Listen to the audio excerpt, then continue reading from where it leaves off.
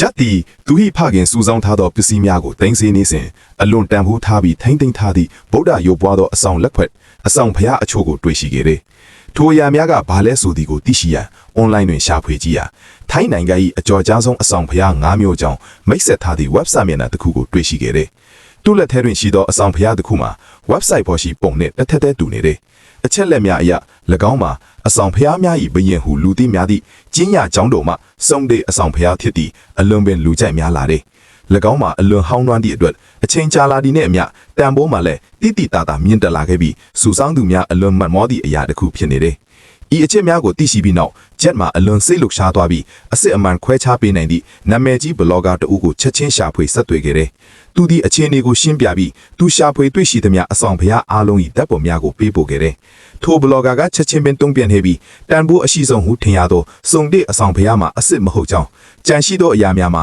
တန်ဖိုးမကြီးတော့လဲအစစ်အမှန်များဖြစ်ကြောင်းပြောကြားခဲ့တယ်။နောက်တစ်နေ့တွင်ဂျက်တီအဆောင်ဖျားအားလုံးကိုယူဆောင်၍မြို့ထဲရှိအကြီးဆုံးအဆောင်ဖျားဈေးသို့တွားရောက်ကအားလုံးကိုရောက်ချရန်စီစဉ်ခဲ့တယ်။သူသည်အွန်လိုင်းတွင်သူ့ကိုကူညီခဲ့သောဘလော့ဂါကေဗင်၏ဆိုင်းကန်းသို့တက်ရိုက်သွားခဲ့တယ်။ကေဗင်သည်အဆောင်ဖျားတစ်ခုချင်းစီကိုအသေးစိတ်ဂရုတစိုက်စစ်ဆေးပြီးနောက်ဤပစ္စည်းများကိုဘဲကရသည်နည်းဟုမေးမြန်းခဲ့တယ်။ဂျက်ကလည်းသူ၏ဖခင်မှာပြင်းထန်စွာဖျားနားနေသောကြောင့်စေကူတာစီရဲ့တရငွေအရေးပေါ်လိုအပ်နေသောကြောင့်ရောင်းချရခြင်းဖြစ်ကြောင်းရိုးသားစွာရှင်းပြခဲ့တယ်။ကေဗင်သည်အဆောင်ဖျားများ၏လက်ရာဟောင်းနှွမ်းမင်းနှင့်ဗုဒ္ဓရုပ်ပွားတော်များ၏မျက်ထနာတော်များကိုတေချာစွာထပ်မံလေ့လာပြီးနောက်ဂျက်ကိုစုစုပေါင်းဘတ်1000ပေးမည်ဟုကန့်လန့်ခဲ့တယ်။ဂျက်သည်ထိုမြမိမာသောဈေးနှုန်းကြောင့်အံ့ဩသွားတော်လေဇဝေဇဝါထင်နေစေပင်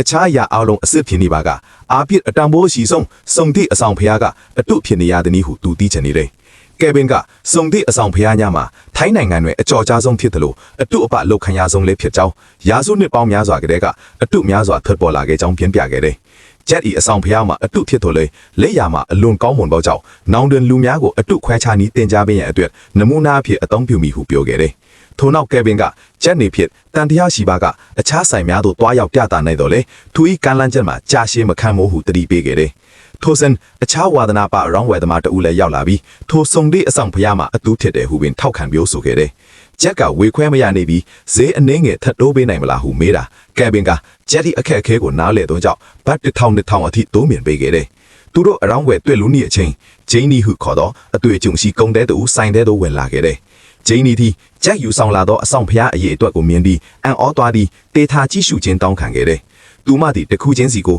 အသေးစိတ်ဂရုတစိုက်စစ်ဆေးပြီးနောက်အားလုံးမှာအစစ်အမှန်များဖြစ်ကြောင်းအခိုင်အမာပြောကြားခဲ့တယ်။အထူးသဖြင့်စုံတဲ့အဆောင်ဖျားမှာနာမည်ကြီး Lit Master Series ထဲမှာဖြစ်ပြီးပုံစံနဲ့အသုံးပြုထားသောပစ္စည်းများမှာအစစ်အမှန်ဖြစ်တယ်လို့ပြုတ်ပြင်ထားသည့်အရာမဟုတ်ကြောင်းထောက်ပြခဲ့တယ်။ထိုအခါကယ်ဗင်၏မျက်နှာပြတ်သွားပြီးဂျိန်းနီ၏ဆုံးဖြတ်ချက်ကိုမလက်ခံဘဲဒေါသကြီးစဉ်ငင်းခုန်လေတော့တယ်။ဂျိန်းနီကဂျက်ကိုလာမဲ့အဆောင်ဖျားပြပွဲတွင်ကျွမ်းကျင်သူများထံမှအတိပြုရန်အကြံပြုခဲ့တယ်။ကယ်ဗင်ကစိတ်ဆိုးမှန်ဆိုးနဲ့ဘာမှမဝယ်တော့ဟုအော်ဟစ်ခဲ့တယ်။ဂျိန်းနီကဂျက်ကိုပြပွဲအပြီးနောက်အကယ်၍အစစ်အမှန်ဖြစ်ကြောင်းသက်သေပြနိုင်ပါကသူမကဝယ်လက်နဲ့ချိတ်ပေးမိဟုကော်မရှင်10%တော့ယူမိဟုကန့်လန့်ခဲ့တယ်။ဂျက်ကဂျိန်းနီကိုပြန်လဲဖြေချရန်ပြင်ဆင်နေစဉ်ပါပဲ။ကယ်ဗင်ကရုတ်တရက်ဈေးကို12ထတိုးပြီးအားလုံးအတွက်ဘတ်2000ပေးမိဟုပြောလိုက်ခဲ့တယ်။ဂျက်ဒီခဏစဉ်းစားပြီးနောက်ကယ်ဗင်ကိုလက်ရှိတွင်မယောင်းရန်ဆုံးဖြတ်ခဲ့တယ်။ထို့ညာအိမ်သို့ပြန်ရောက်တော့နောက်ဂျက်ဒီထိုအဆောင်ဖျားများနဲ့ပတ်သက်သောအချက်လက်များကိုထပ်မံလေ့လာနေတော့တယ်။